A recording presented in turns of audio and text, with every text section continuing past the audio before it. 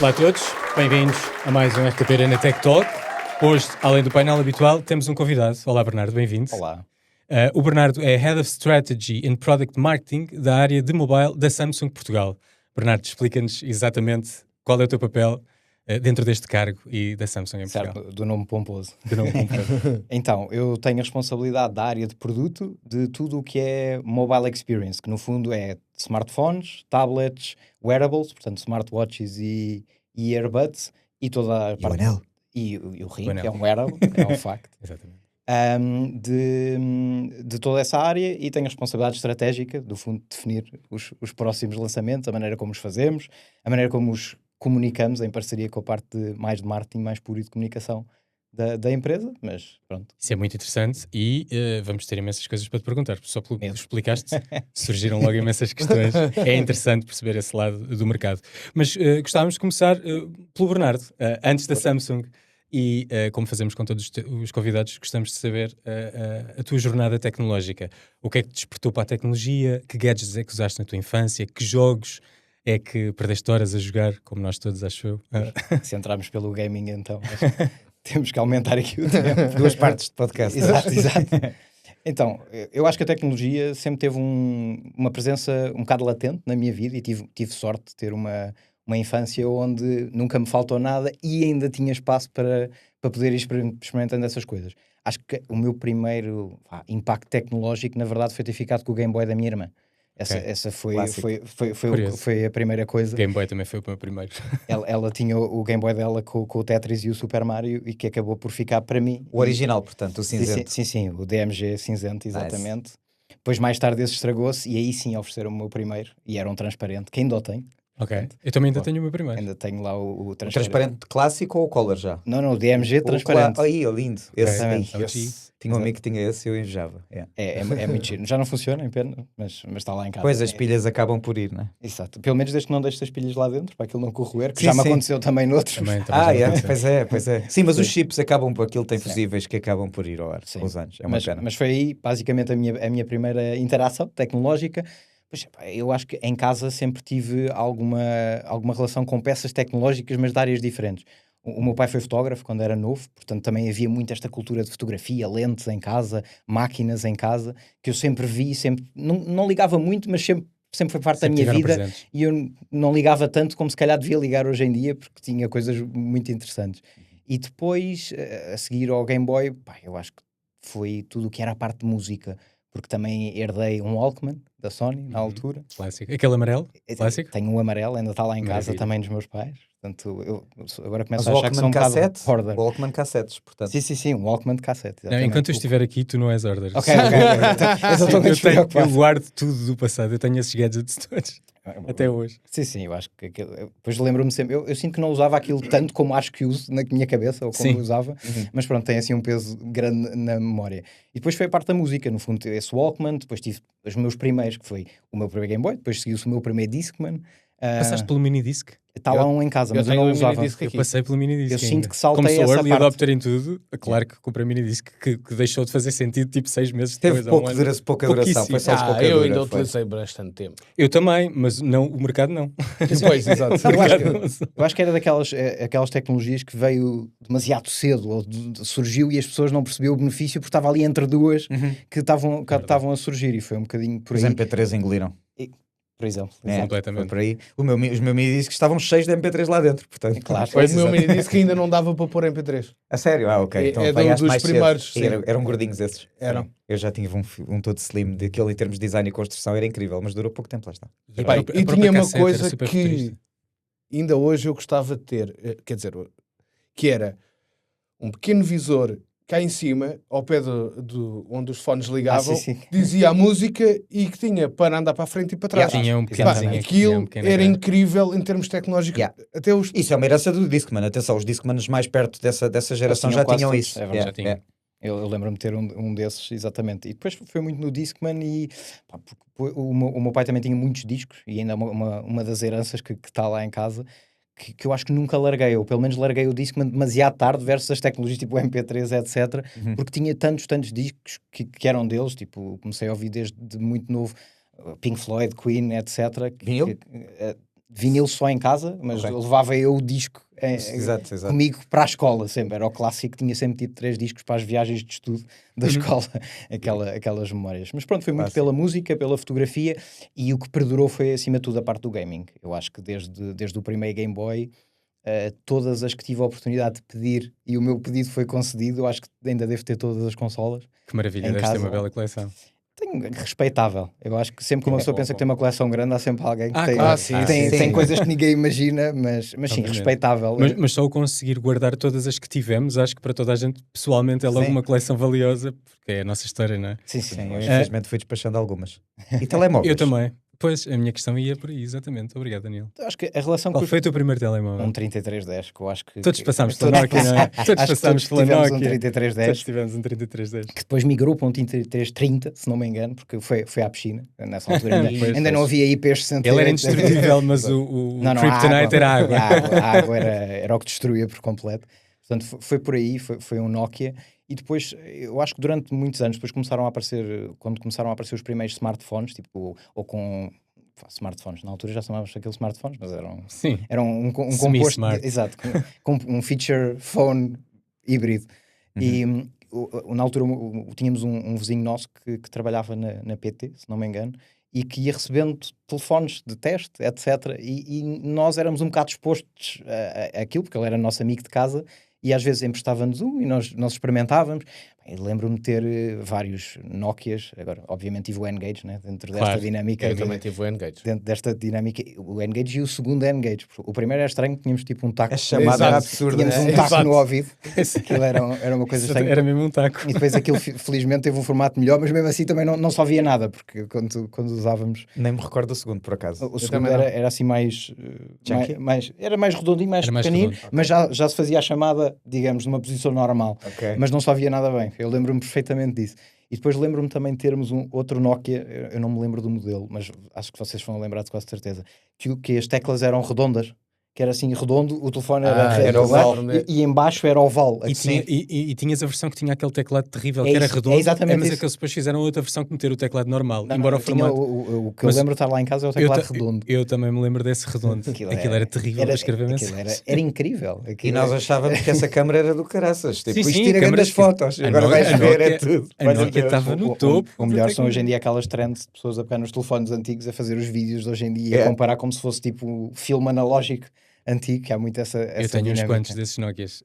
De toda a minha experiência Nokia, fui guardando alguns específicos e tenho uma coleção para aí com uns 4 ou 5 bem antigos, que gosto muito e que adorava voltar a utilizar, mas é absolutamente impossível. Olha, agarrando aqui a Samsung, havia nessa altura uns telefones da Samsung, flips, tenho um também, que tinham um processamento de fotografia incrível. Ok, a resolução era horrível, não podias fazer nada com aquilo. À altura. Mas eu lembro-me que os Nokias tinham maiores resoluções, tinham mais megapixels, e a minha mulher na altura teve um desses. Aquilo tirava fotos, tu vias a foto em pequenino ou no computador, já tinhas de ter cuidado, estava incrível. Mas depois chegava, querias imprimir, esquece. Depois, para imprimir já não dava. Sim.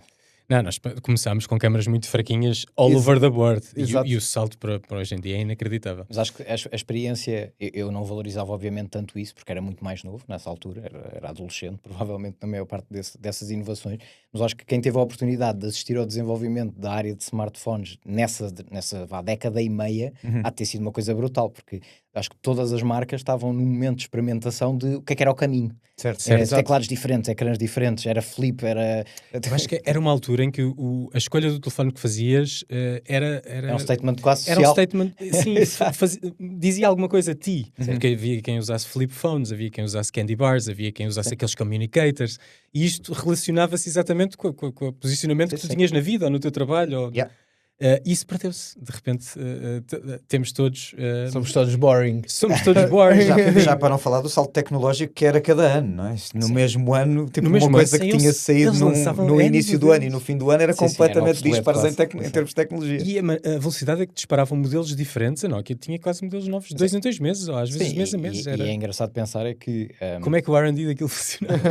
Não só, eu acho que essa parte deve ser incrível, porque qualquer ideia deveria valer. Pois, exato. Se estávamos na fase qualquer coisa podia ser testada e o que funcionasse escalava-se, provavelmente, mas acima de tudo, porque a penetração de smartphones na altura não tem nada a ver com o que é agora. Hoje em dia as pessoas têm um telefone e meio, em Portugal, 1.3, 1.4. E naquela altura não era toda a gente... Nem sequer havia pessoas com telemóvel. Portanto, há muita gente que provavelmente nem teve a oportunidade de experienciar aquilo como novo. Porque eu lembro-me, pelo menos, até foi para além dos flip phones que a Samsung tinha, o próprio Razer, não é? Na altura, foi um statement muito icónico em termos de formato, pelo menos pela comunicação que teve. Acho que podemos concordar. Toda a gente teve de uma maneira ou de outra. Acho que em algum momento... Eles venderam muito bem. O marketing daquilo foi ótimo. E o telefone tinha a diferença de ser muito fininho, com um target muito específico para as senhoras. Eu lembro-me do anúncio. Era uma rapariga com umas leggings muito apertadas e ela conseguia pôr aquele telefone num bolso que estava super apertado por causa das leggings. Que é o que acontece com o que está aí enfrentado. Que é o que acontece agora com isso, exatamente. Mas com 100 vezes mais features, pelo menos. Exato. Felizmente. Ainda bem que chegámos aqui. Mas agora fazendo um bocadinho fast forward para hoje em dia. Agora estás na Samsung, portanto, presumo que seja esse ecossistema onde vives, e muito bem, porque serve os propósitos 360 das necessidades tecnológicas. O que é que usas? Porque alguém que está na Samsung e tem acesso a poder escolher, diria eu, o equipamento que mais encaixa, qual é o equipamento da Samsung que encaixa na tua vida? Sim, eu acho que tenho tido a sorte, como tu dizes, de poder ir escolhendo e experimentando as coisas novas. Tenho estado muito do meu tempo com o Fold 7, que tem sido o meu daily driver, digamos assim. Neste momento estou com o Fold 7 e um S25 Ultra em simultâneo para fazer uma série de testes. Ou seja, estou tipo em modo stress test de cada um deles para perceber até onde é que chega cada um ou a maneira como interage. Mas essencialmente o daily driver tem sido o Fold 7. Eu também consumo muito conteúdo no final do dia. Sim, aquele ecrã que tu abres. E é excelente. E agora com um bebê pequeno em casa é perfeito para adormecer, não é? Não preciso andar com um tablet atrás, mas o bebê pode ser só o telemóvel. Portanto, essa tem sido... Porcentagem de utilização aberto e fechado, consegues distinguir? Eu acho que ainda assim, se não fosse 70-30... 30 aberto? Sim. Pois, claro, natural. E eu acho que 30, nós não temos métricas exatamente disso, mas 30 já seria acima do que é a média normal. Porque eu acho que a grande vantagem do Fold é exatamente essa. Nós finalmente chegamos a um ponto de engenharia, digamos assim, a um ponto de desenvolvimento tecnológico, que o ecrã frontal e a experiência do telefone fechado é tão bom como um telefone, como estávamos a comentar há bocado, tipo barra, um telefone tipo barra, normal, digamos assim. Certo. E portanto, aquilo para momentos em que eu sei que consigo consumir conteúdo de uma maneira diferente, abre-me uma série de possibilidades. Ou então para a parte de trabalho também ajuda um bocado, quando estás tipo numa reunião, etc, ou precisas de ver um e-mail, ou estás no commuting normal, não a conduzir, mas no conduzir não convém. Exato, no avião ou uma coisa assim, não ter que ter também o tablet para esse momento. Eu acho que tem sido a principal vantagem do ecrã interior. Daí eu dizer 70-30, porque eu acho que também a maioria das utilizações de uma pessoa com um smartphone continua a ser a utilização média de comunicação com o WhatsApp, com o scrolling habitual das aplicações, etc., que já se faz muito bem sem ser no ecrã interior. Até no mais pequenino, teoricamente, não é? Sim, até no Flip, por acaso, neste momento eu já experimentei o Flip, tem vantagens totalmente diferentes. A questão é mais portabilidade, etc. Portabilidade incrível, sim. E no bolso, quase não se sente. É verdade, eu acho que chegámos a um ponto onde o benefício que já existia passou a ser muito mais tangível. É mais fácil alguém valorizar a proposta de valor que nós temos hoje em dia do que todos os passos que nós tivemos que fazer para chegar até aqui. Porque antes, se calhar, tínhamos de ter uma conversa justificativa e hoje em dia a proposta de valor do produto já é muito óbvia. Já fala por si só. Exato. Acho que já lá vamos mais à frente falar um bocadinho dos folds, até porque tenho alguma curiosidade de como é que eles funcionam no nosso mercado, ou têm vindo a crescer dentro do nosso mercado. Mas antes disso, queria-te perguntar ainda no que usas diariamente, a nível de wearables e tablets e buds, portanto, sim, vivendo aqui no ecossistema dentro do... Acho que é o que eu mais uso todos os dias. Ou seja, não só para usas a versão Pro? Sim, tenho os Buds 3 Pro, acho que são um excelente produto, e não digo isto simplesmente com o chapéu de Head of Product, acho que é um excelente produto. Em termos de noise cancelling é uma coisa que eu valorizo imenso para trabalhar, para viajar, etc. E uso todos os dias. Uso o Watch 8 clássico, neste momento, simplesmente porque eu sempre fui uma pessoa que valorizou muito o relógio analógico, o relógio tradicional. E mesmo assim ainda vou variando em alguns momentos, porque acho que para todos os efeitos um relógio há muito, muito tempo que já não é só uma peça funcional. Sim, é um acessório estético. Acho que faz para ver as horas temos o telemóvel, temos um monte de coisas. E há relógios para as situações específicas e às vezes um smartwatch não é. Portanto, eu conheço muita gente que usa um smartwatch full time e percebo perfeitamente o benefício de o fazer. Não, e faz sentido, eu entendo perfeitamente, mas ainda assim eu sinto que às vezes tenho que voltar um bocadinho às origens eu diria que o Daniel está completamente alinhado contigo. Estou nesse barco. Houve uma fase em que usei só Oura e aí, como tinha as métricas, nem sequer tinha smartwatch, não usava de todo. Entretanto, o Oura fugiu e agora tens o Samsung Ring, se quiseres. Mas e já funciona com Pixel ou só funciona com Samsung? As funcionalidades todas? Todas é sempre tema ainda, é sempre o tema. Ainda está fechado, um bocadinho fechado a mas ecossistema, não 100%. Na boa, mandei um que eu experimento o Samsung Ring na boa. Queria-te perguntar isso, usas o anel? Já usei o anel. Ok. Já usei o anel para... Ou seja, como estávamos a falar, a parte estética de um smartwatch também considero ser relevante. Eu não sou particular apreciador da utilização de um anel. Claro. Portanto, pela dinâmica estética, é a razão de não me veres neste momento a utilizar um. Mas o valor que o produto tem, a forma como ele funciona e a facilidade que é para uma coisa específica que muitas das pessoas valorizam, que é a parte de o utilizar enquanto dormimos. Sim. Ou seja, o anel, ou seja, nós controlarmos o sono, melhorarmos o sono, entendermos como é que ele funciona, para a grande maioria das pessoas indicam como relevante, a grande maioria das pessoas não o mede, porque não se sente um conforto muito grande em utilizar um smartwatch. Eu sou exatamente essa pessoa. É o caso do Paulo. Eu não consigo dormir de relógio. Eu acho que o nosso 8, o atual, não o clássico, porque é um bocadinho mais bulky, por causa do bezel rotativo, mas o 8 base, tanto 40 como 44, já tem um peso e um formato que é bastante confortável a utilizar. Ainda assim, a título pessoal, não consigo. Exatamente, se fores lá com a cara durante a noite, acordas com um. Sim.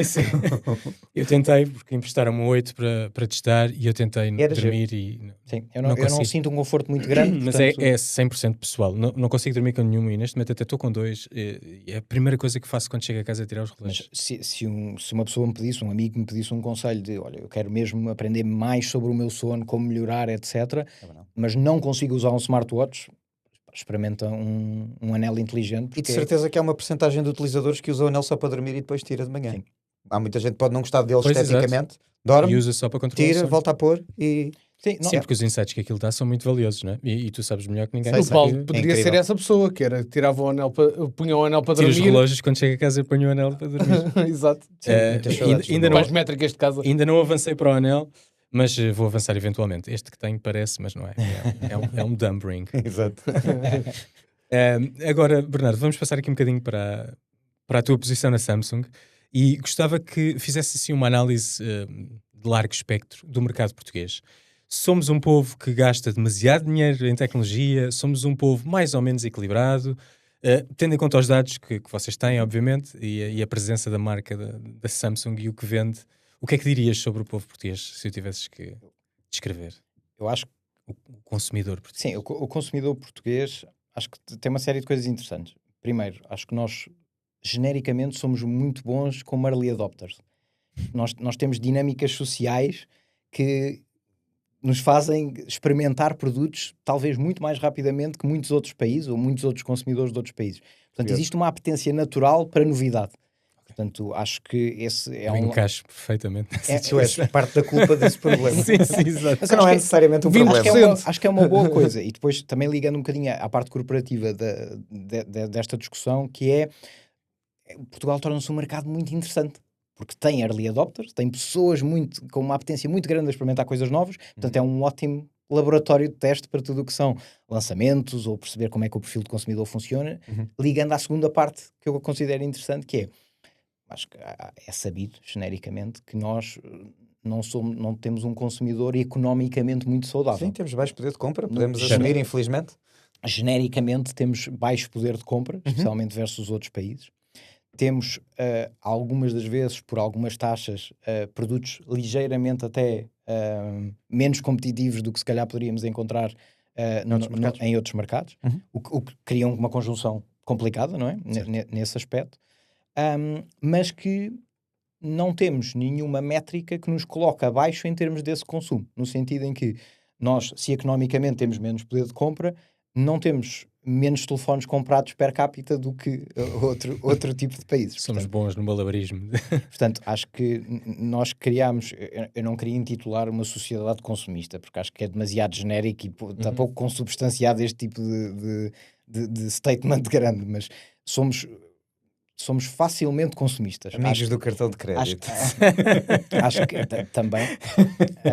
Acho que existe muita procura para comprar e muitas soluções de como contornar o custo de entrada. Certo. Acho que é a forma mais política que eu podia dizer isto. Sim, existe muita forma de garantir que exista a adoção desses produtos. Ou seja, quando eu digo garantir, não são as empresas a garantirem que as pessoas o consomem. Claro. Existem muitas ferramentas para o consumidor tomar uma decisão que não sinta o risco da compra. Certo. É um bocado mas as empresas também ajudam. Com os trade-ins, às vezes, podes entregar o telefone antigo, receberes algum dinheiro, só tens que dar uma parte para o novo.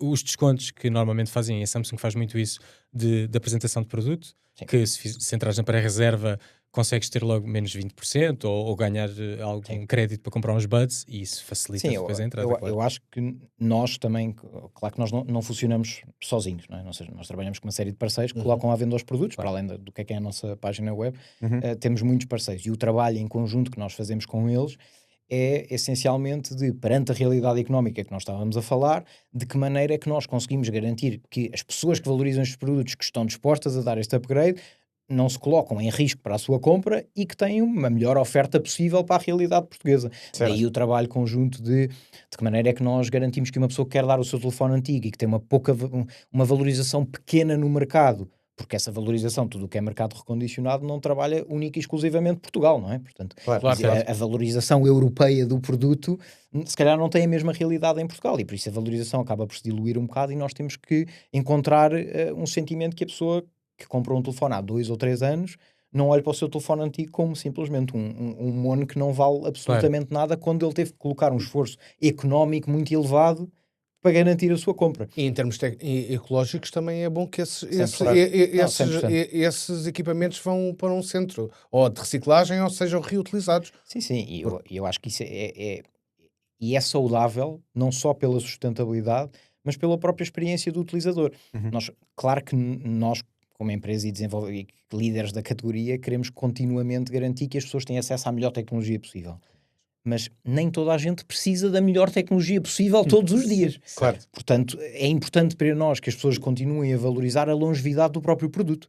E é uma das coisas que nós tentamos colocar à disposição, e de forma muito clara, que conseguimos garantir atualizações durante 7 anos seguidos, que as pessoas podem sentir a segurança que a utilização do seu telefone não é um risco que em 2 anos estão a tremer e têm que encontrar. Portanto, esse jogo entre garantir os upgrades, que era o que estávamos aqui a falar, numa realidade económica difícil, tem que ser balanceada com a garantia de que a pessoa tem a segurança de um produto que lhe vai durar.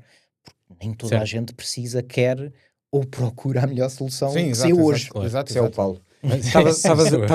Mencionaste que são líderes da categoria. Eu presumo que sejam, portanto, a marca que mais vende telemóveis em Portugal, correto? Sim, exatamente. E qual é que é a paridade do nosso mercado entre Android e iOS? Sabemos que é um mercado mais Android, mas por quanto?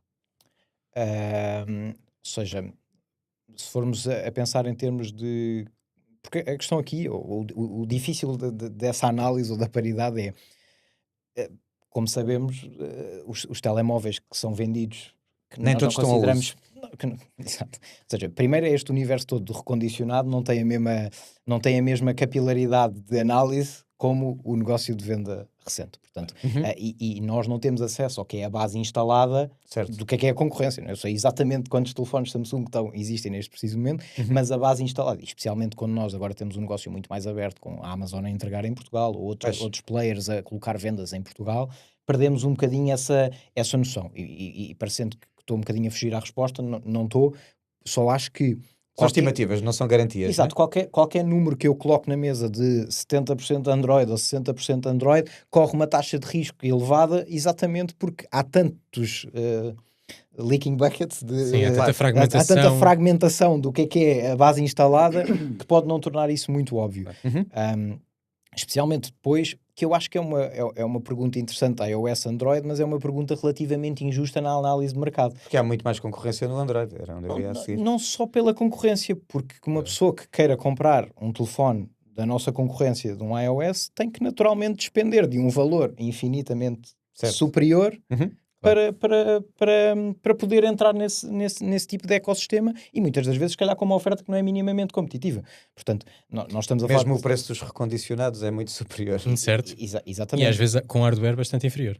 É exatamente esse o ponto que estava a dizer. Ou seja, a proposta de valor, se calhar, não é tão saudável para o consumidor. Portanto, é um rácio que, eu vou ser sincero, erradamente ou não, não dou o peso que muitas das vezes existe na discussão. Acho que se discute muito esse rácio. Acho que é injusto e um bocadinho redutor do que é a realidade do mercado, porque uma pessoa, como nós falávamos, em Portugal, que tem um budget limitado para comprar e diz, olha, eu tenho 200 euros para comprar o melhor telefone possível, então eu não me posso enquadrar numa dinâmica de iOS Android. É uma conversa que para ele não está entra em cima da mesa. Da mesma maneira que se ele quiser um smartphone premium da Samsung, também com esse budget muito provavelmente não vai conseguir. Sim, e uma coisa são as vendas, outras são os utilizadores, não é? Porque depois a taxa de renovação de equipamentos afeta uma estatística de um lado e a do outro. Exatamente. Mas, e dentro dos Androids, já que fugiste muito bem à pergunta... Não foi com esse intuito, foi simplesmente para poder explicar a visão que tenho. Claro. E que a resposta é muito variável, eu percebo. Dentro do mercado Android, qual é que é a fatia do nosso mercado que vocês estimam ter? Nós temos talvez metade. Ok, é bom, tendo em conta a quantidade de marcas que operam. Sim, eu acho que muitas das vezes as análises de mercado, há sempre duas variáveis, não é? Nós muitas das vezes olhamos para shipment, quantidade, ou seja, número de telemóveis vendidos e depois o valor desses telemóveis. Claro. E são números totalmente diferentes, porque depois há muitas marcas que também não operam noutros segmentos. Acho que marcas recentes, como na nossa realidade de mercado, ou que entraram recentemente com força, como a Motorola, etc., não trabalham acima de um X valor, a não ser com 2 produtos no mercado. Sim. Que a Samsung oferece... Já não tentam ir à luta, não é? Porque fica difícil. Eu acho que tentam, e acho que é saudável que essa luta existe. Porque, bottom line, estamos a entregar o melhor possível ao consumidor. E quanto mais... Sim, mas o ecossistema da Samsung está fortíssimo. E não há muitas outras marcas, mesmo Android, a operar em Portugal, que tenham um ecossistema tão sólido 360. Vocês estão nas frentes todas. Se calhar só a Xiaomi e sempre que está encostada. Se calhar. Sim, talvez. Se calhar só a Xiaomi. Mas o SmartThings está um bocadinho à frente do que toda a conectividade depois possa integrar os produtos todos. O que eu sinto sempre da Xiaomi é que eles servem os propósitos todos também. É que ele tem os telefones todos topo e sinto que às vezes os updates não têm esta fatia que... E a Samsung deu aqui um salto enorme agora a passar. Mas isto não acontecia há 2 ou 3 anos, ou seja... Eu acho que vivemos um período, inclusive a Samsung e todas as marcas, de um descarte muito rápido do equipamento antigo, porque ficava sem atualizações, depois um ano tinha uma atualização, no ano a seguir já não tinha, depois já não tinha atualizações de segurança e a coisa tornava-se gravosa, que é péssimo para o ambiente e é péssimo para a carteira do consumidor, porque por questões de segurança tem que fazer update, e houve essa inversão. Percebeste porque é que isso aconteceu? Foi questões de sustentabilidade... acho que há... É que durante muitos anos não se pensou nisso e ninguém pensava nisso, de facto. Acho que só a Apple, que na verdade foi mantendo isso durante uns anos. Comunicava isso. Comunicava isso. Não era assunto... pois, exato. Mas não era assunto para todos. Coisas que às vezes põem o telefone antigo. Uma coisa é uma bandeira de marketing, outra coisa é onde... E depois cortarem de funcionalidades. Sim, claro. Eles usavam isso a favor deles. Mas de facto tu olhavas assim, não percebendo muito do mercado, e o iPhone ia tendo updates enquanto os outros ficavam parados. Sim, e de repente isto passou a ser um staples das marcas todas, e ainda bem. E gostava de eu acho que ouvir o teu take. Há uns quantos blocos sobre isso. O primeiro é a tecnologia física, parte mais tangível, continua a ter uma evolução rápida dentro do que é os componentes atuais, digamos assim. Portanto, mas maturou no sentido em que, fora a introdução de NPUs, portanto os Neural Processing Units, no fundo a unidade de AI da coisa, fora isso as peças são essencialmente a mesma e têm um desenvolvimento relativamente maduro nesta fase. Portanto, já não se vê saltos de tecnológicos ou de introdução de novas soluções que sejam tão grandes como os que se calhar vimos na última década, nesse ponto. Portanto, a tecnologia passou muito mais na entrega da experiência. De que maneira é que a pessoa que experiencia o telefone ou o ecossistema relacionado com a experiência de mobile, de que maneira é que isso mudou hoje em dia para ser um dos grandes focos. Sendo o software um dos grandes focos do que é a experiência do consumidor, então a garantia de que essa experiência perdura no tempo passou a ser um tópico muito relevante para nós como fornecedores, digamos assim, ou produtores, e para garantir que as pessoas o sabem, porque se calhar também existia uma série de updates recorrentes que permitiam um funcionamento base estrutural de segurança que nós sempre tivemos, que acho que sempre foi um foco muito grande com o Knox, etc., dentro da Samsung, que garantia que tu conseguias ter um smartphone durante mais anos.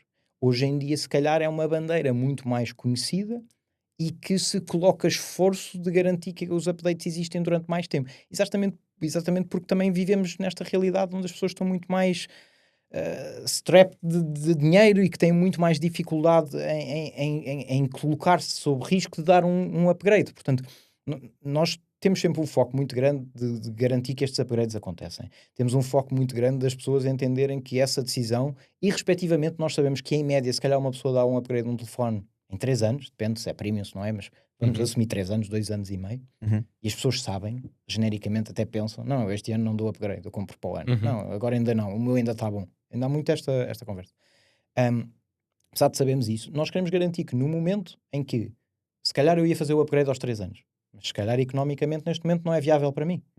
Então, garanto que eu, como Samsung, te apoio nessa jornada em que tu podes continuar a utilizar isto e a garantir que os teus produtos de ecossistema, e se calhar tu aí dás upgrade, se calhar ao teu smartwatch só, em vez de dar ao telemóvel, garantir que isso tudo continua a funcionar. Portanto, nós criámos uma realidade de um mercado mais maduro, tecnologicamente, que a diferenciação e a experiência vem muito mais da dinâmica de software e que a garantia de que a volatilidade económica que as pessoas têm na escolha desses produtos lhes dá uma segurança que, respectivamente da sua situação, podem usá-lo durante muito tempo. Claro. Portanto, mesmo que queiram fazer o upgrade daqui a 3. Exatamente. Eu posso querer fazer o upgrade daqui a 3, mas se aquele equipamento ainda vai durar mais 4, tem um valor de revenda que não era o mesmo que teria que se só durasse 3, como é óbvio, não é? Sim, eu acho que a maioria das pessoas não pensa tanto no valor de revenda no momento de compra, é um certo. facto, mas de dar-lhe uma segurança enorme.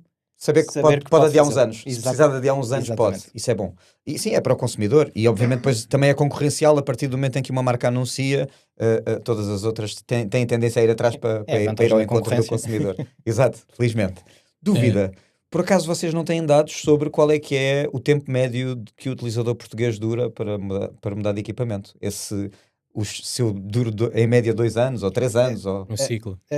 A variabilidade do ciclo de upgrade, que é normalmente a gíria técnica que nós usamos internamente, muda muito entre telefones que são mais baratos ou telefones que são Portanto, depende da gama. Sim, tens números diferentes para... Sim, são diferentes. E tipicamente quem tem a disponibilidade para comprar um telefone mais premium até dá upgrades mais rápido. Apesar de ser quem tem o produto mais topo de gama e que provavelmente tem uma tecnologia que perdura mais tempo, até quem tem a disponibilidade para dar esse upgrade mais cedo. Tem tendência a valorizar mais, tem tendência a ter mais poder de compra, etc. Portanto, nós estamos a falar, se calhar, de um ciclo de upgrade acima dos 2 anos e 2 anos e meio, digamos assim, para um telefone mais premium, talvez. E nos As, se calhar, 4 ou 5. E nos As, se calhar, estamos mais próximos dos 3 anos e tal. Que em termos de mercado, se calhar vendem em unidades, não necessariamente, vendem mais do que os S, não? Sim.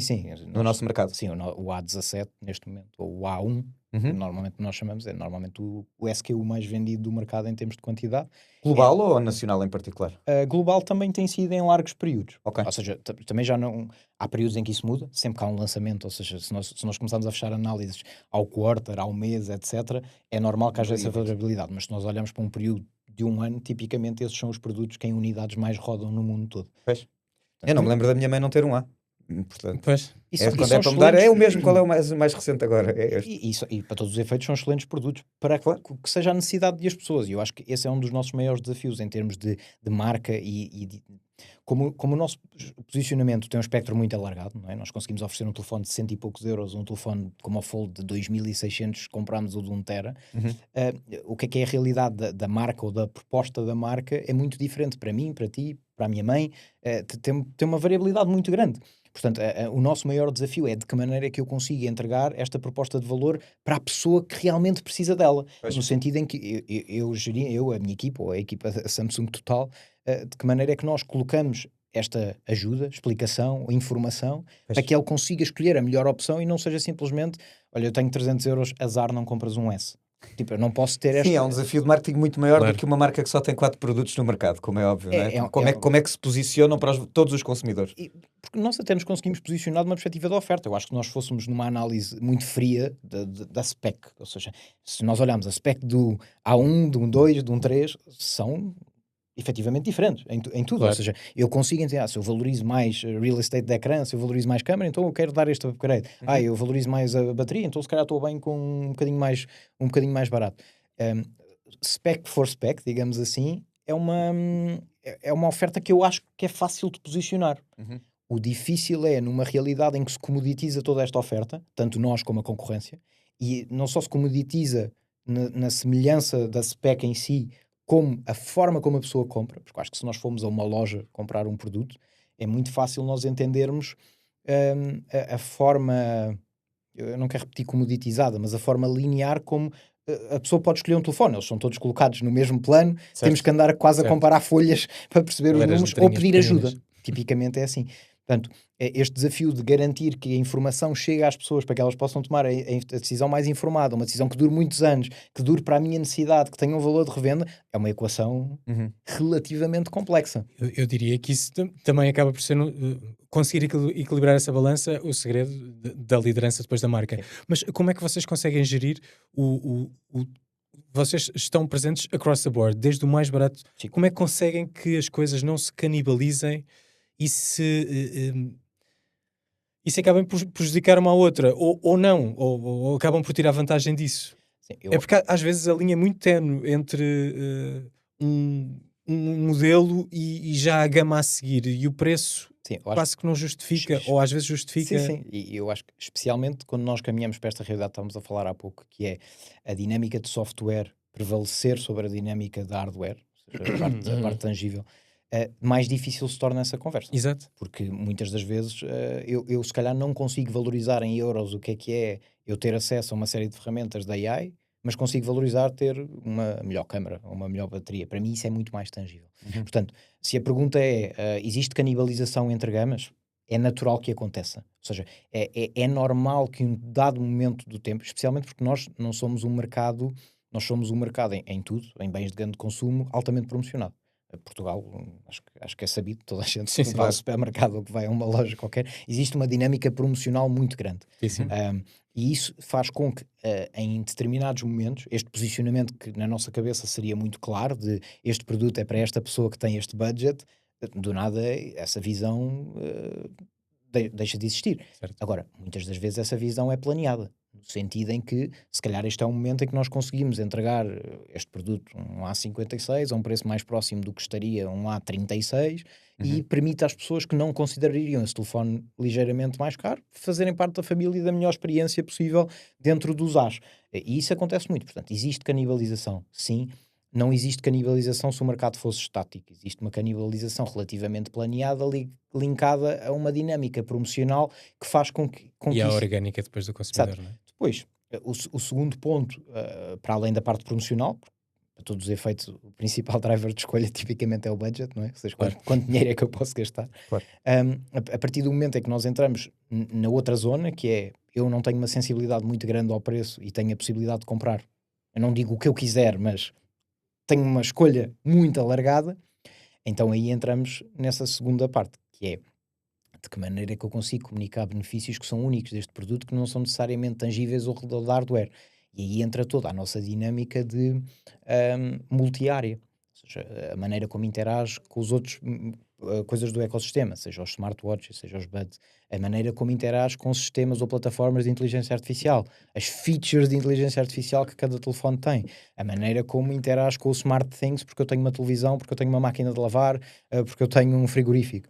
Toda essa relação também funciona em escada, no sentido em que, se calhar, se eu comprar um A17, eu tenho que ter a noção que a limitação do produto não me vai permitir experienciar toda a dinâmica do ecossistema como eu comprar o melhor A ou o melhor S. Exato. Uma dinâmica totalmente diferente. Eu acho que já é esperado pelo consumidor. Mas como nós estamos a viver um momento onde o software tem um peso muito, muito grande, sim, e temos a assistir a uma explosão de inteligência artificial que felizmente nós lideramos na introdução do mercado com a Galaxy AI, cabe-nos a nós, já que queremos ser precursores a isso, garantir que esse benefício passa para as pessoas de uma maneira clara e que ela entende quando escolhe um S25 ou um S25 Ultra ou da família, é indiferente, que te vai ter uma experiência que se calhar não tinha com o seu S antigo, porque tem acesso a estas ferramentas que não tem hoje. E as pessoas, porque temos aqui este desafio um bocado bipartido, que é as pessoas saberem que as features existem e depois as pessoas entenderem de que maneira é que essa feature é um benefício para elas no dia-a-dia. Pode ser aplicada na sua vida. E muitas das vezes o que acontece é que nós achamos que uma determinada feature é aquela que toda a gente vai adorar, vão todos utilizá-la e este vai ser a nossa bandeira para este produto. E na verdade as pessoas escolheram outra qualquer e essa é que passou a ser a feature principal. Portanto, essa canibalização, esse trabalho do espectro inteiro é um trabalho constante e que é iterativo, no sentido em que eu não posso definir no início do ano olha, a estratégia para estes produtos é isto, é comunicar isto, é fazer esta promoção e deixas assim. Não, porque se calhar no mês seguinte a concorrência reage com algum produto. No mês seguinte reparamos que os dados de inteligência artificial dos 3 meses anteriores, agora toda a gente está a usar o tradutor, portanto temos que garantir que as pessoas percebem esse benefício. Portanto, isto tem sido uma adaptação contínua, não é? Tem, ou seja, eu acho que nós nós passámos da adaptação contínua da hardware, de como é que eu tenho o telefone mais rápido, o telefone com a melhor câmera, a melhor lente, mais megapixels, mais bateria, tudo, para de que maneira é que as pessoas neste momento estão a interagir com tudo o que têm no telefone, que provavelmente se calhar usamos 20% dele. Vocês olham para esses dados, ou seja, qual é que é a taxa de utilização do nosso mercado de Galaxy AI ou coisas desse género? Nós raramente recebemos dados de AI especificamente de Portugal, ou seja, tem uma cadência muito inferior ao que são os dados, por exemplo, do consumidor americano, do consumidor coreano, não é? Porque é muito mais debaixo de lupa, porque também consome muito mais. Sim, acho que consome muito mais, porque também é a nossa sede, não é? Na Coreia, portanto, a análise do consumidor coreano é uma coisa crítica, porque para todos os efeitos é um dos principais pilares do nosso negócio. Não recebemos com essa cadência, mas nós costumamos, quando recebemos, não só extrapolamos, no sentido de este consumidor é mais ou menos parecido com o português, e quando não é, tentamos perceber o porquê. Ou seja, porque é que o consumidor, vou inventar, porque o consumidor americano utiliza muito mais o tradutor do que o consumidor italiano. Ou seja, posso arranjar 3 ou 4 razões para isto existir, se calhar nenhuma é certa, mas pelo menos dá-me indícios da maneira como o consumidor utiliza as coisas. E eu acho que a fase interessante deste negócio tem sido um bocadinho essa, de que maneira é que nós focámos-nos muito na parte da inteligência artificial, da integração com o Gemini, e as pessoas têm utilizado muitíssimo isso, ou seja, tornou-se muito natural. Mesmo as campanhas andam muito à volta disso, as mais recentes, não é? Sim, as nossas campanhas de comunicação têm sido muito em parceria com o Gemini, porque acreditamos genuinamente que, primeiro, não existe nenhuma experiência tão bem integrada de inteligência artificial num smartphone como a que nós oferecemos neste momento. Acho que posso dizê-lo com muita confiança. E queremos mesmo que as pessoas saibam como é que podem utilizar aquilo no seu dia-a-dia. Por isso nós temos focado muito mais de... Porque passámos de uma realidade em que a inteligência artificial era binária, ou tem ou não tem. Agora, olha, isto tem inteligência artificial. Só que também fizemos um erro, não é nós fizemos, eu acho que as indústrias todas fizeram um erro que olharam para isto como uma silver bullet, no sentido em que isto vai resolver todos os meus problemas da AI, mas ninguém quis consubstanciar o que é que isto significava para o consumidor. Portanto, passámos todos a isto tem ou não tem. E se calhar depois, e é um dos exemplos que às vezes nós gozamos muito, aparecem torradeiras com AI. Uma pessoa pensa, para que é que eu quero uma torradeira com inteligência artificial? Para que é que isto serve? Que é um ótimo sales point. Pronto, exato, mas não, é porque a tendência é AI, portanto eu também tenho que ter AI na minha torradeira. Mas porquê? A palavra está a vender, sozinha. Portanto, tens que acordar e falar e dizer para a torradeira. Exato. É um bocadinho mais tostada hoje, só chover. Mas é muito mais relevante tu dizeres... agora a minha torradeira entende-me e faz a minha torrada como eu quero, certo, do que eu dizer que a minha torradeira tem AI, porque isso não significa nada para ninguém. Exatamente. Portanto, a nossa realidade tem sido muito essa com o trabalho de AI. Primeiro, binário, depois comoditizou-se porque toda a gente a tinha, mas ninguém se sabia explicar o que era, e passámos a querer garantir que as pessoas percebem que, ao terem AI, isto significa um benefício para a sua vida no dia-a-dia. Certo. E de que maneira que esse benefício se traduz numa interação natural. Como é que ele se aplica em coisas que ele não se engane redondamente a toda a hora, não é? Exato, por exemplo. Estavas a dizer, desculpa, mais uma follow-up, estavas a dizer que vocês têm a melhor integração de inteligência artificial com o vosso ecossistema. De que maneira é que eu, usando o Gemini via a integração que ele tem com o Samsung AI, é mais produtivo para mim do que se usar, por exemplo, o Gemini num Pixel? Acho que a utilização de...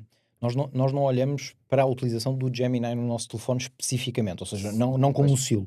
Nós usamos de que maneira é que as pessoas interagem com o telefone com as várias ferramentas da AI que nós dispomos. A Gemini, eu acho que na nossa essência sempre foi uma parceria, ou sempre fomos um sistema aberto, certo, para tudo, desde o sistema operativo, desde todas as ferramentas que existiram. Portanto, está na gênese da nossa inovação ter sistemas abertos. Portanto, a integração da inteligência artificial, obviamente com a Google, foi quase por osmose, ou seja, já existia toda a base, claro. Já existia toda a base, mas mantemos este sistema aberto no sentido em que ferramentas desenvolvidas exclusivamente por nós têm que funcionar tão bem e de uma maneira que a pessoa não percebe que está a funcionar, a entrar no Gemini ou no Galaxy AI, isso não pode existir. Certo. Ou seja, tem que ser uma experiência que, por acaso, a AI dá o poder de fazermos aquela ferramenta, não necessariamente entrar na aplicação do Gemini e fazer essas coisas. Portanto, quando eu quero dizer essa integração é, independentemente da ferramenta que nós usamos no telefone, se ela tem algum tipo de poder de inteligência artificial,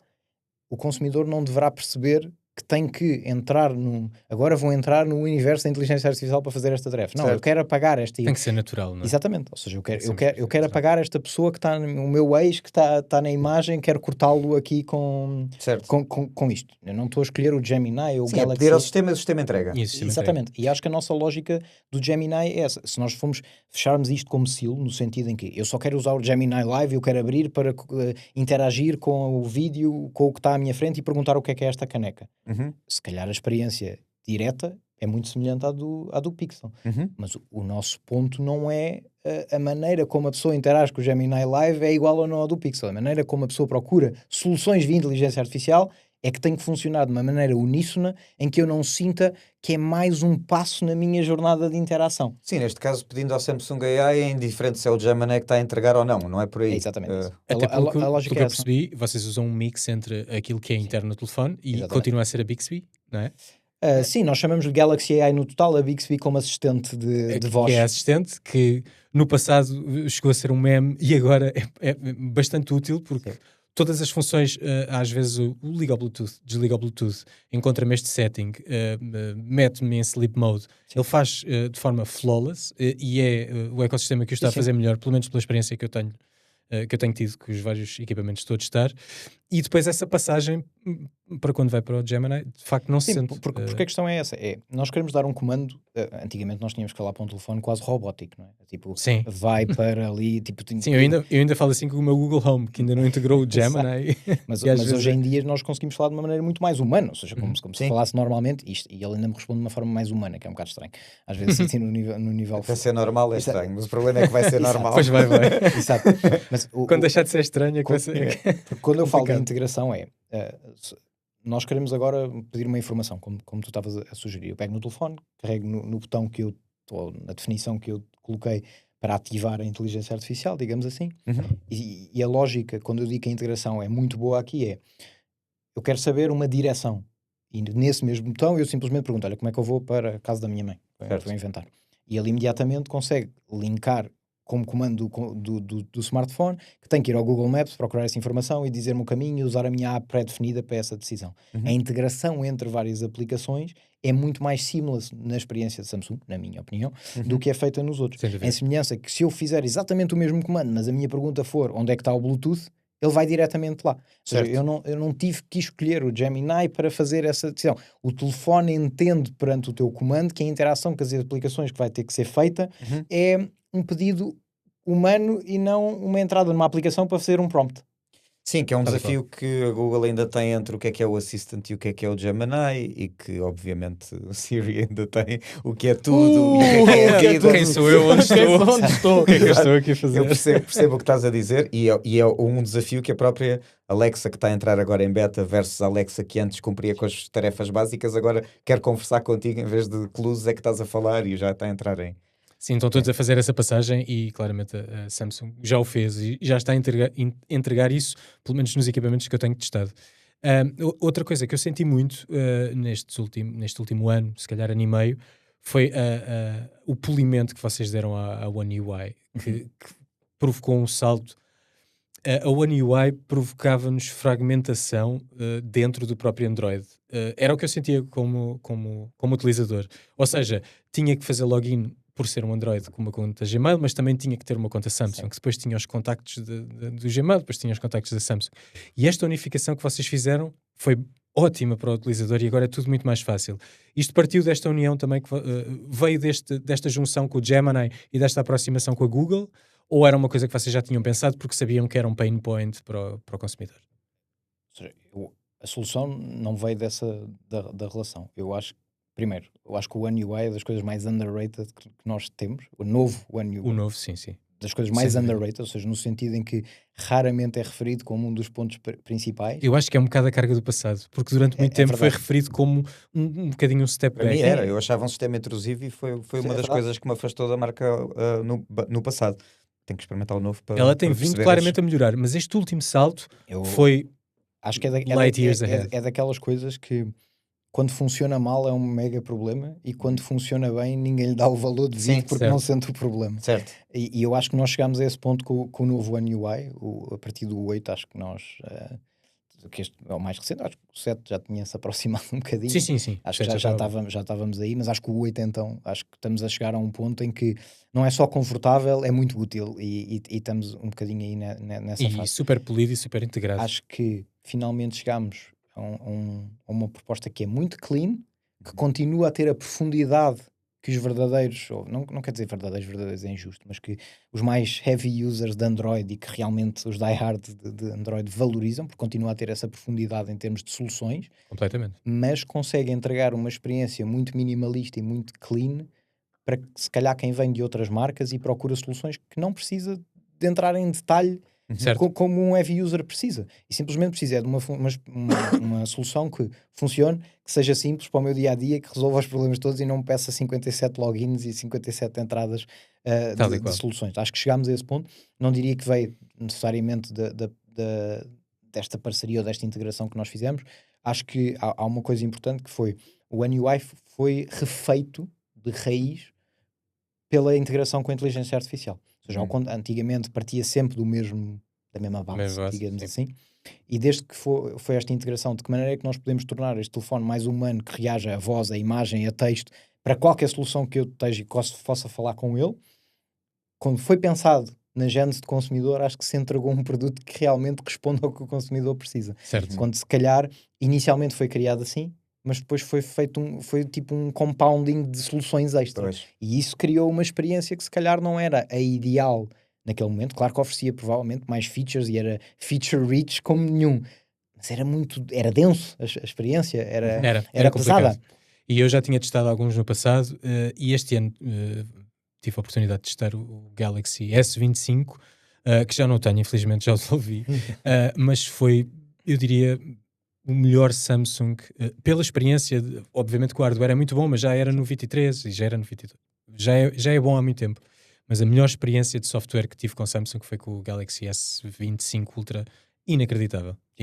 Acho que nós chegámos a um ponto muito interessante em termos de experiência do utilizador, do UI e de todas as ferramentas que estamos a integrar. Agora, temos um desafio muito grande que é garantir que as pessoas sabem exatamente disto, não só de uma perspectiva de teste, porque mesmo quando uma pessoa está a pensar em escolher um novo telefone, tem muitas variáveis para onde escolher e raramente uma pessoa, eu acho que nunca vi nenhum estudo de mercado que não dissesse, o UI é a minha number one choice para... Mas claro, não, é um somatório de uma série de detalhes. O consumidor que diz isso é o consumidor que está se calhar mais no topo e compra as coisas e que tem um upgrade cycle mais curto e que está a par disso, portanto, esse é aquele para qual vocês já não precisam de comunicar, porque sabe. E esse raramente tem escala, no sentido em que esse existe e que nós temos que garantir que esse o nosso problema está no desenvolvimento, não está na comunicação. Claro. Esse está em garantir que o desenvolvimento acompanha as necessidades dele. É um bocadinho... Claro, esse vai estar a comparar specs e vai estar a comparar tudo. Portanto, eu acho que é tipo aquele... É assim, aquela pedra no sapato, o One UI ser efetivamente tão bom, nós não o comunicamos ativamente, também não podemos bombardear as pessoas com mensagens sobre tudo a toda a hora, mas eu pessoalmente acho que gostava de garantir que as pessoas, quando experimentam, entendem que a experiência de telemóvel está muito mais clean do que aquela percepção de Android de base. Certo. Que existe muito, porque esta percepção existe. Existe. Acho que vocês sabem o também. Ser mais confuso, o ser isto, e está longe da verdade, porque o Android evoluiu brilhantemente e neste momento, e eu sou utilizador Apple há muitos anos, mas neste momento dá muito mais gozo usar um telefone Android do que iOS. Sem dúvida. E o Galaxy, o S25 Ultra, foi dos que gostei mais, a par dos Folds, sendo que a experiência no Fold é totalmente diferente. E pegando agora nos Folds, eu gostava de perceber e gostava de perguntar, claramente há uma aposta nos Folds, mas como é que se sentes a adoção de mercado? Vocês têm dados, como é que é Portugal relativamente ao resto do mundo? Estamos a adotar o Fold, de facto? Sim, eu acho que, pegando aqui em 2 ou 3 pontos que nós falámos antes, Portugal adota muito bem novas tecnologias. O Fold acaba por ser um reflexo disso. A base instalada dos Folds, portanto, o número de utilizadores que têm um telefone neste momento ligado Fold nosso, o ano passado cresceu 20%, 20 e qualquer coisa por cento, o que torna-se bastante interessante. Nós estamos a falar de um equipamento não achei que premium. Que, sim. Cresceu 20, mas representa quanto? Do total, representa menos de 5%. Já é bastante, mesmo assim, tendo em conta a quantidade de equipamentos que vocês têm. O interessante, e tendo em conta o nicho e o price point. Mais interessante quanto é que representa do total, porque estamos a comparar com telefones que têm 4, 5, 6 anos e AS, que é injusto eu estar a fazer essa comparação, é nos últimos anos quanto é que representa dos telefones novos vendidos. Certo. Porque essa é que é a métrica do live adoption, digamos, da coisa. E já nós estamos a aproximar-nos mais dos 10%. Se torna interessante, assim, tipo 7%, depende, o novo Fold então teve uma adoção brutal. E estamos a falar de uma escala de telefones vendidos anual superior ao 1 milhão? Do que Samsung total ou de Fold? De Samsung total. Sim. Ok. Sim. Não sei se esses números são públicos ou não, daí a minha questão. Não, mais de 1 milhão, nós colocamos no mercado mais de 1 milhão de Mais telefones de 1 milhão de dispositivos anualmente. Sim. E 10% disso já são Folds. Isso é impressionante. É muito, diria 7%, é muito mais do que eu depende do período, mas... Ok. É muito são muitos a entrar. Espera, são muitos telefones a entrar. São à roda de 100k Folds a saírem.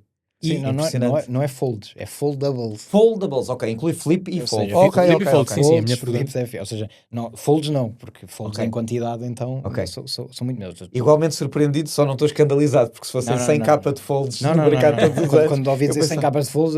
Eu tenho visto mais, mas não sabia que eram tantos mais. Ou seja, o que eu diria, número fair, nós estamos a falar de tipo 7% in year de foldables. Ok. Mesmo assim é muito. Nesta fase.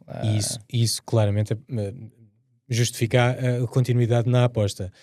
Fala-se muito de rumores, vou-te perguntar sobre respondes se puderes. Fala-se muito no Trifold, depois de ter aparecido aquele Huawei com um formato esquisito. Perdão. Fala-se muito que a Samsung... E esse era o formato certo. Aquele que eles apresentaram agora, o Passport Fold, viram? Aquele que é tipo um passaportezinho. Sim, Fold. também. Sim. Bem giro. Esse aí, não sei se não ia lá. Mas este Trifold foi logo falado que a Samsung estava a preparar qualquer coisa. Está mesmo? Isto, ou seja, há vontade de continuar a desenvolver e entrarmos, se calhar, numa fase daquele R&D dos anos 90 em que estamos a explorar qual será o melhor formato. Isto acontecendo, obviamente, segmentado aos folds, porque o resto está feito e está visto.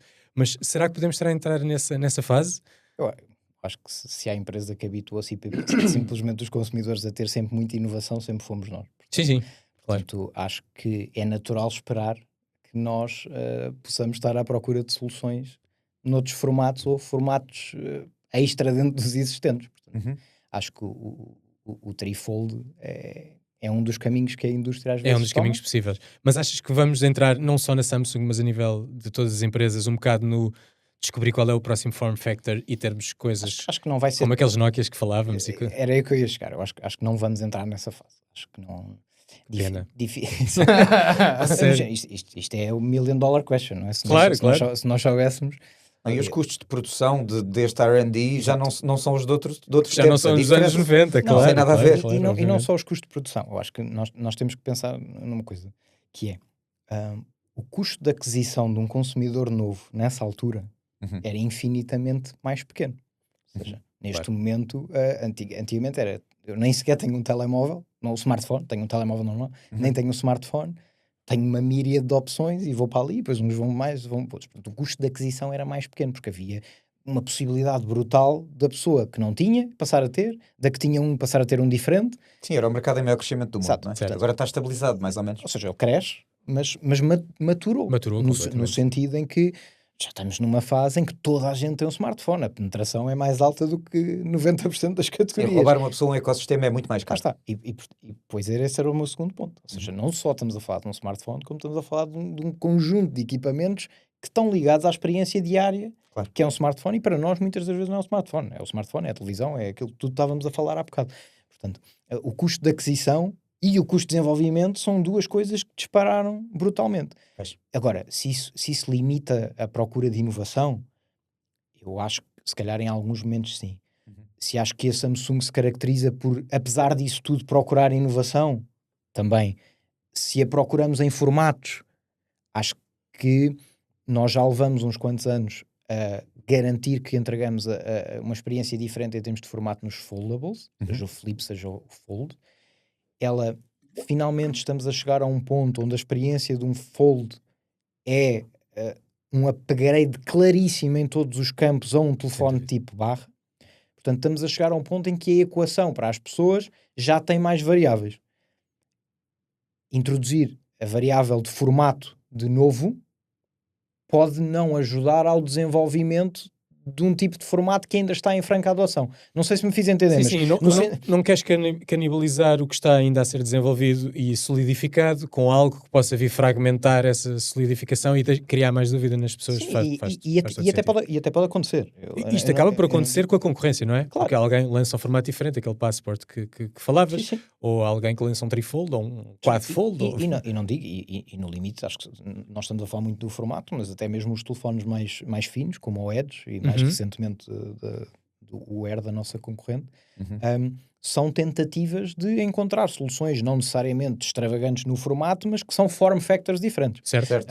Portanto, existe essa tentativa. Eu acho que desde os dobráveis que não há uma alteração de formato no smartphone. Acho que pronto, uns têm bezels, outros não têm, outros têm headers de câmeras, mas pronto, a experiência é natural, exatamente, é naturalmente igual.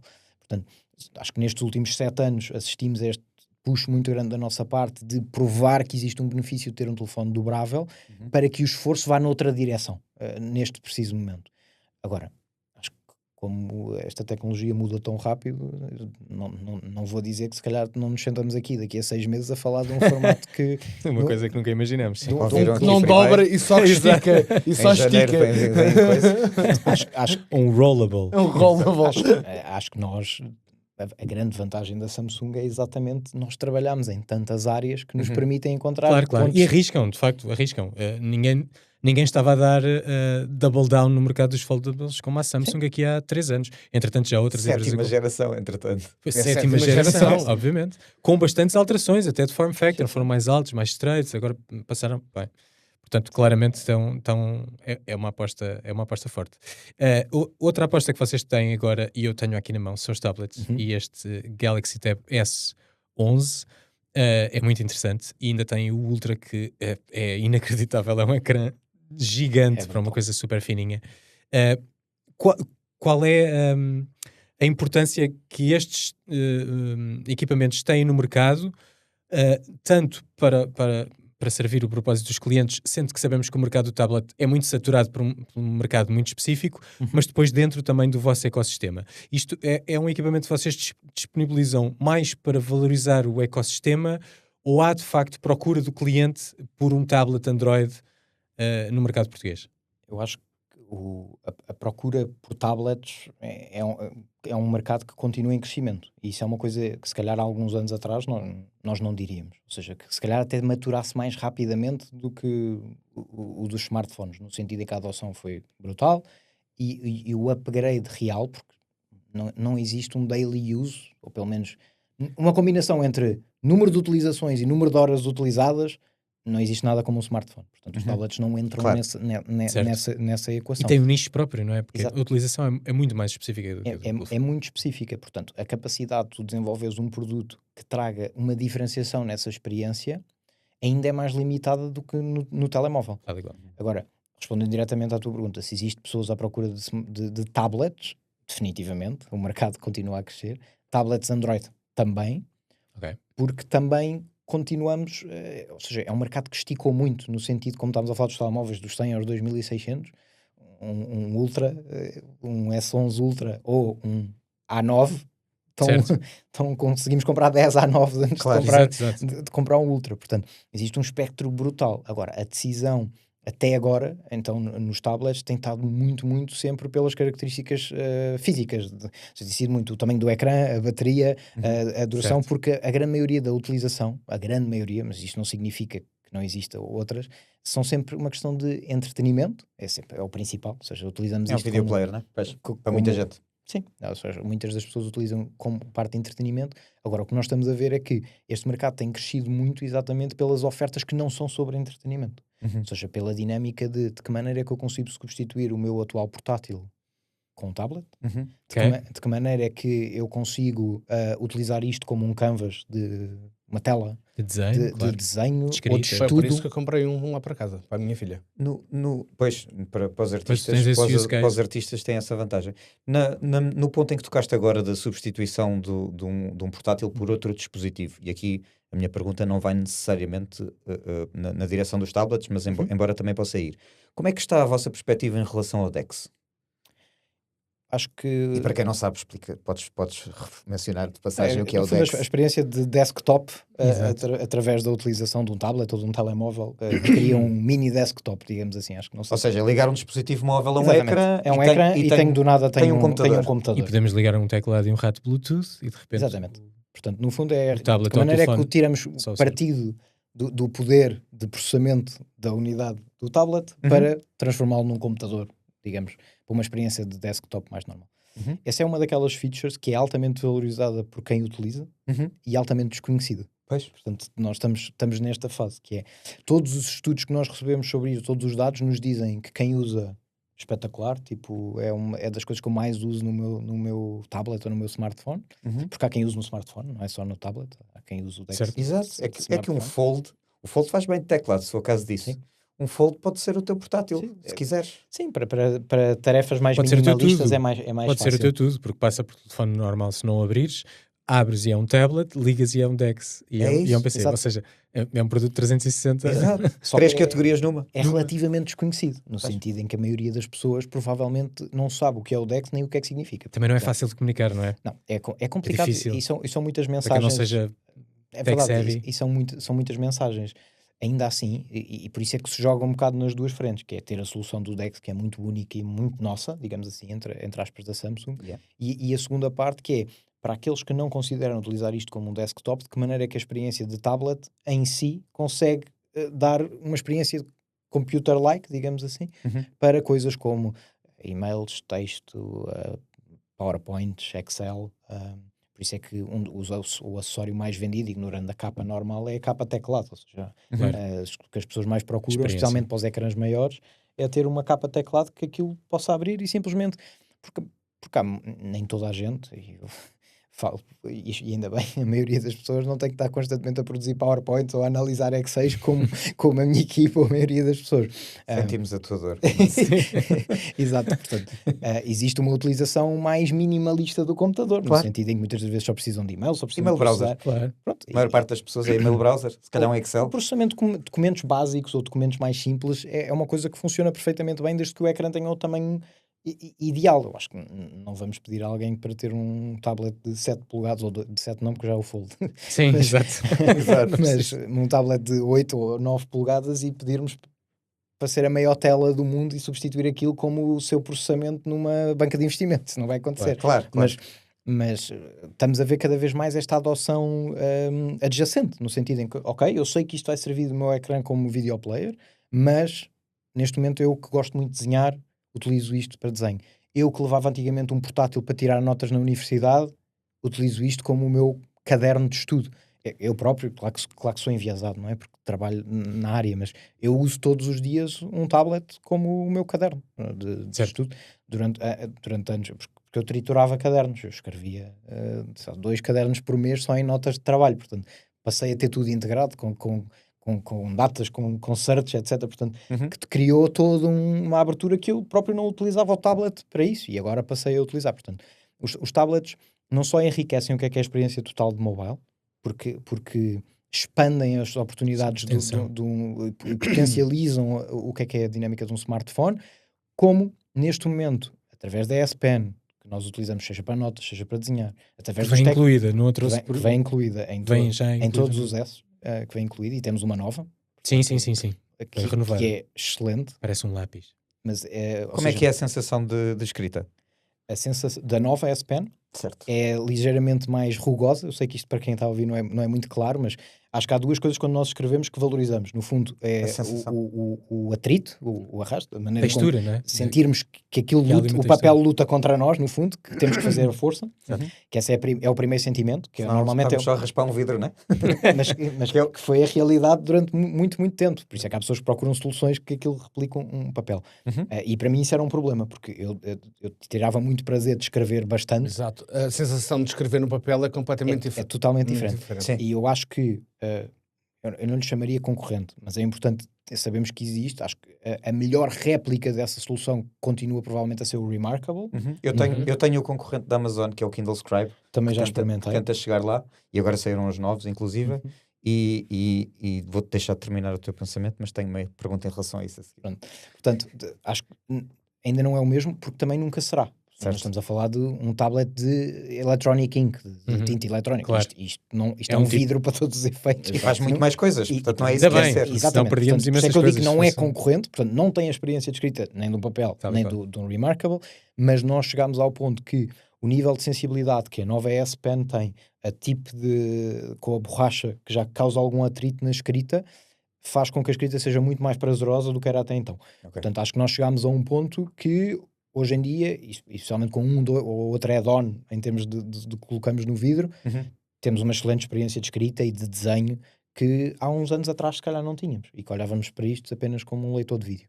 E acho que chegámos a este ponto que conseguimos entregar uma proposta de valor muito mais completa do que simplesmente um leitor de vídeo, e acho que as pessoas estão a reconhecer isso, e nós vemos isso bastante nas vendas de acessórios. É um mercado a crescer em Portugal? Sim. Os tablets? Sim, nos últimos tempos. Acho que interessante. Existiu eu sinto que houve uma estagnação um bocado. Eu acho que existiu muito não é uma perspectiva de consumidor. Eu não sinto necessidade de ter um tablet. Eu vi por mim que percebi que não era de todo o equipamento que eu queria dar upgrade todos os anos, e que a utilização era tão específica que a longevidade do equipamento seria muito superior a um telemóvel. A longevidade e olhando para o mercado, é mais longo. Pensei, se calhar isto está a acontecer a toda a gente. Portanto, ganharam muita gente e venderam muitos tablets, as marcas todas, no início, quando apareceu, porque era uma categoria nova, mas depois pareceu-me que tínhamos chegado a um platô novamente.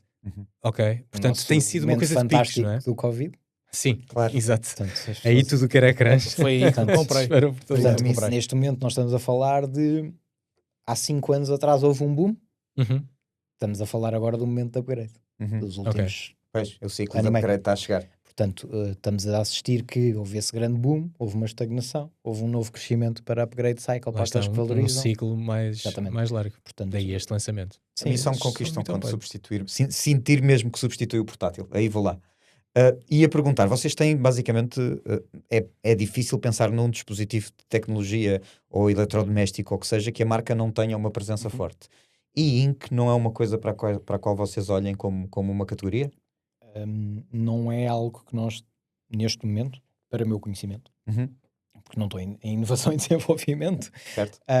Acho que não é o tipo de tecnologia que nós estamos a apontar, no sentido em que acho que há tantas oportunidades ainda de utilização dos equipamentos correntes, tipo os que estamos a falar agora, que não se procura muito esse caminho. Aliás, porque dentro do nosso portfólio, claro que não são substitutos, mas tablets de ink são um nicho. Certo, claro. E raramente uma empresa com a escala da Samsung, passando aqui um bocado do pleonasmo, não procura coisas com pouca escala. Ou seja, o que não tem escala não funciona para uma multinacional do tamanho da Samsung. Certo. Portanto, ou tem uma adoção muito grande, ou é um statement tecnológico muito grande. Para que um dia seja uma adoção muito grande. O e-ink existe há quantos? Há décadas. Claro. Provavelmente. Portanto, acho que se não foi aposta no momento em que era uma inovação tecnológica, a não ser que exista uma maneira do consumidor trabalhar muito diferente, acho que dificilmente vamos encontrar um produto da Samsung de e-ink agora. Mas crucifiquem-me se nada. Isto é a minha visão perante o que também, e agora saltando aqui para o tema do ecossistema da conectividade da Samsung, também ninguém esperava que a Samsung lançasse uma casa, não é? Uma smart home na própria da palavra da casa, portanto uma casa modular que integra todos os serviços da Samsung, todos os eletrodomésticos, todos os tablets, telefones, e nos fecha num ecossistema suportado por inteligência artificial. Sim. E que à partida nos... E se calhar até mesmo nesse universo a Ink pode ser um ecrã mais sustentável e que consuma menos energia, que possa dar a informação que precisa. Mas como uma solução de agora que já tem cor. Certo, claro. Não um dispositivo... Porque se nós formos a ver esta questão da casa, eu não quero dizer que faz todo o sentido, mas acho que tem muita lógica perante o tipo de oferta que nós temos, ou seja, claro que sim. Nós provavelmente somos a tecnológica com maior nível de penetração nas casas dos portugueses, mas com elevada probabilidade, pelo menos um produto. E também cruzando isso com a necessidade e com o problema habitacional que vivemos neste momento na sociedade, não é? O entregar uma casa e ainda por cima casas modulares que têm regras um bocadinho diferentes da construção, portanto isto pode agilizar muita coisa. Em tudo falar faz sentido. As coisas conversarem umas com as outras faz todo sentido. Claro, e é muito interessante nessa direção. ver vocês terem feito o caminho inverso daquilo que parece lógico, que é primeiro disponibilizaram tudo aquilo que serve uma casa e depois disponibilizaram a própria da casa já com tudo integrado. Eu acho que a partir do momento em que os vários fragmentos funcionam bem em conjunto, a imagem é muito mais fácil de pintar para a pessoa. Claro. Fizeram só o embrulho, não é? Exato. Já tinham no fundo da casa é o embrulho de tudo o que já lá existia. Acho uma ótima estratégia. E a minha pergunta é muito simples, vamos ter essas casas em Portugal? Do meu conhecimento eu não posso responder ainda. Ok. Mas haverá mais novidades? Porque eu sei que isto foi falado só na IFA, estava lá, tudo aquilo que foi dito foi muito reservado, portanto deu para perceber que ainda estão, se calhar até a pensar para que mercados é que vão investir ou avançar, mas podes pelo menos levantar-nos o véu de que haverá novidades no próximo ano sobre este produto específico? Acho que é saberemos mais? Acho que é provável. Ou é uma coisa que está mais distante, que foi mostrada só por destaque? Acho que há várias coisas, e se nós formos olhar para as coisas que têm sido mostradas pela Samsung nos vários momentos públicos, que by the way acho que tem sido um upgrade grande que nós temos feito. Ou seja, sim, a vossa apresentação na IFA estava inacreditável. No sentido de estarmos mais próximos das pessoas e mostrarmos as coisas às pessoas. Acho que tem sido um upgrade grande da empresa. Têm sido reais. Ou seja, genericamente, se nós olharmos para o histórico, vamos dizer, dos últimos 3 anos, digamos assim, tudo o que tem sido mostrado não tem sido projetos de conceito, tipo aqueles que nós vimos dos carros que só existiam no Gran Turismo. Tirando o Bolly, não é? Queremos tanto um Bolly. Nós falamos do Bolly aqui há mais de 2 anos. O Bolly é icónico. Queremos um Bolly aqui para o estúdio. Mas acho que internamente acho que não existe muito a ideia de mostrar tecnologia for the sake of it. Ou seja, existe uma base muito clara sobre aquilo ser um produto para alguém. Porque essa é a gênese da empresa. Mas às vezes é mostrado, sendo que o propósito normalmente é esse, é mostrado cedo demais. E o Bolly é um ótimo exemplo disso. O Bolly foi mostrado em 2020, salvo erro, e ainda não é uma coisa que esteja. Claramente que vai estar disponível, as pessoas vão podê-lo comprar. Mas às vezes a distância... Estamos só a mostrar, a provar o ponto de a tecnologia já aqui está, já funciona e nós agora vamos desenvolver e falamos daqui a uns anos. Se não tivesse havido uma revolução da AI, se calhar já estava cá fora. Se calhar já tínhamos aquele Bolly. Redesenhar o produto totalmente. E ele teve ali muitos ciclos. A AI deu muitas voltas no que era o caminho linear que a empresa estava a tomar. Acho que foi isso que provavelmente... Eu quando vi a casa senti que, ok... Isto por mim podia estar no mercado amanhã, mas se calhar ainda está numa fase de desenvolvimento que só vamos ver daqui a 2 ou 3 anos. E até seria normal. Vão haver novidades de certeza. Acho que é o... Mas é bom estar... Acho que vão haver novidades de certeza. Isso. Acho que disponibilidade, etc., não é algo que possa avançar. Não, claro. Mas acho que da maneira como a comunicação tem... É um produto que está próximo. Não é um produto que foi mostrado à distância. Acho que é tangível o suficiente. Ok, isso é muito boa notícia. Não é concept, portanto. Pois. É concept, mas é um concept que vem para o mercado mais tarde ou mais. É um concept real. É um conceito composto por muita coisa que já existe. Sim. Ou seja, está colocado numa solução composta. Só tem um embrulho diferente, tem só um embrulho da Samsung. Porque que belo embrulho. É que a casa, os componentes daquela casa já existem. Sim, mas tem uma grande vantagem que é... Já existem da Samsung. Ou seja, a pessoa não vai ter que perder o seu tempo a programar cada um deles como adiciona. Portanto, porque neste momento a casa inteligente é um projeto de DIY para toda a gente. Exatamente. Não é? Tipo, agora eu quero as cortinas automáticas, a seguir quero a campainha. E esse passo a passo. Quando pelo menos tem este pacote, a minha casa é inteligente, de certeza. Exato. Sim, é provavelmente a principal razão para a adoção ainda ser tão de nicho. Claro. É um sistema que tem que ser muito mais simplificado e que comunica entre eles, basicamente. Claro. e integrar a solução completa, eu diria que é o segredo, será o segredo do sucesso, vamos ver. Fico muito curioso com a casa a chegar a Portugal. Já em jeito de conclusão, Bernardo, queria-te perguntar, olhando para o mercado nacional, que já conhece e que a Samsung já opera há muitos anos, qual é que sentes que será o próximo grande desafio? Isto no sentido mais largo da pergunta. Se não quiseres objetificar nenhuma área em específica, mas o desafio da marca e do posicionamento e como vês o mercado evoluir. Eu acho que o nosso, como indústria, não necessariamente a Samsung, é um bocadinho em linha com o que nós estávamos a falar. De que maneira é que nós consubstanciamos a rapidez com que a inteligência artificial está a evoluir. Portanto, as ofertas que a inteligência artificial dá são completamente diferentes do que as que eram há 6 meses, há 3 meses. E isto evolui muito mais rápido do que a capacidade de adoção do consumidor. E se o consumidor não adota é porque não valoriza. Mas não valoriza não é porque não é bom, é porque não sabe o benefício que aquilo traz. Portanto, acho que o nosso principal desafio como indústria é de que maneira que nós passamos a existência de uma evolução tecnológica tão rápida e tão vasta para um benefício no dia-a-dia das pessoas. Como é que saltamos de uma evolução de hardware durante anos para uma evolução agora e de que maneira é que nós próprios, como indústria, temos a capacidade para ter essa calma? Porque a natureza das empresas, naturalmente, é entregar esta tecnologia o mais rapidamente possível para ser o primeiro a entregar essa tecnologia e para ser quem tem a bandeira desse desenvolvimento. Acho que nós o temos feito bem no sentido de liderança de colocar essa oferta, mas muitas das vezes, se calhar, é necessário nós, todos como indústria, pararmos um bocadinho e percebermos qual é que é o verdadeiro benefício. Acho que o mercado como um todo já deitou a calma para fora há muito tempo e está a ser investido dinheiro que pode não ser entregue. Não é? É o exemplo das torradeiras com AI. Exato. A AI pode ser uma pequena bubble. Eu acho que... Estou a ser simpático. Eu acho que como solução para o consumidor, acho que é muito mais uma bolha no sentido de quem está muito por dentro, mas não é uma bolha para o consumidor comum, no sentido em que neste momento não sabe essa valorização. E esse é que é o maior perigo. Ele só é uma bolha porque a pessoa não tira valor. Certo. A partir do momento em que nós conseguimos, como indústria, descodificar o valor disto para 3, 4, 5 use cases muito claros e entregá-los melhor do que qualquer pessoa, do que qualquer empresa, então isto não é uma bolha de certeza. Pois não. Porque é uma cúpula. Portanto, deixa de ser uma bolha. Portanto, eu acho que o nosso maior desafio como empresa, como indústria, é começar a tangibilizar todas as soluções de inteligência artificial que evoluem muito mais rapidamente do que a capacidade que o consumidor tem para as apreender, em soluções que são práticas e úteis para o dia-a-dia das pessoas. Para que elas consigam viver... Claro, para que elas vivam neste caminho de upgrade natural do seu objeto mais usado. Acho que o smartphone é o objeto mais usado de toda a gente. Possa não ser uma disrupção. Porque a última coisa que uma pessoa quer, acho eu, e nós também não deveríamos querê-lo como empresa, é... forçar esta razão do upgrade. Claro que isso é ótimo para nós no longo prazo, no curto prazo, as pessoas darem upgrade, mas isto só se torna um negócio altamente saudável e com futuro como teve até agora, e longevidade, se for baseado em benefícios claros que justifiquem esse upgrade.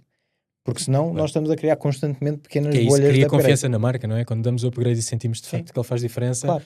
Quando formos dar o próximo upgrade, já vamos muito mais à confiança. Esse é o nosso principal. Mas é isso que falta, a utilidade prática para o consumidor comum.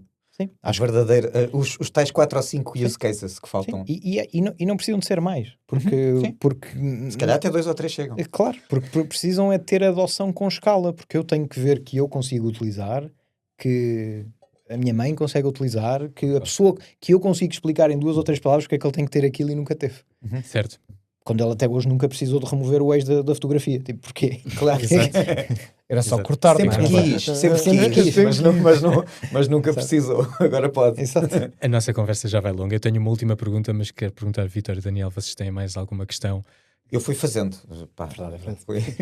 Não tens mais nada para perguntar, então eu vou avançar para a nossa última pergunta, que é, Bernardo, tens alguma informação em primeira mão que possas deixar aqui...